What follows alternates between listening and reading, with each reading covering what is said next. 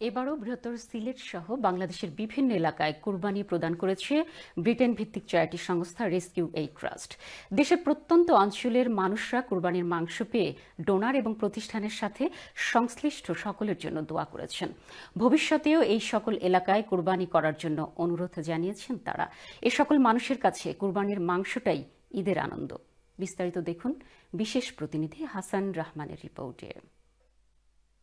Rescue aid trust আলহামদুলিল্লাহ আপনাদেরকে ভালোবেসে মহব্বত করে বেশ কিছু আপনার কোরবানির উপহার পাঠিয়েছেন। সেই উপহারগুলো আপনারা অলরেডি আপনাদের সামনে দেখতে পাচ্ছেন। আপনারা খুশি তো? আলহামদুলিল্লাহ।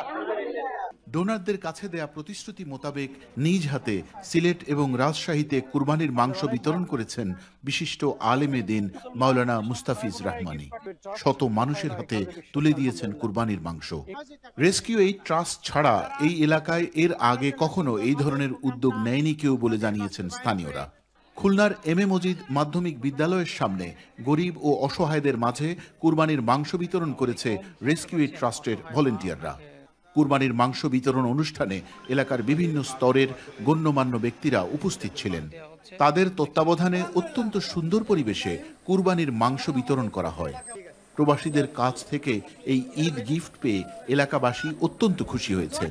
বাংলাদেশি যারা প্রবাসী লন্ডনে থাকেন, বাংলাদেশের বিভিন্ন এলাকার, তো এটা হচ্ছে তাদের অর্থায়নের একটা সংগঠন।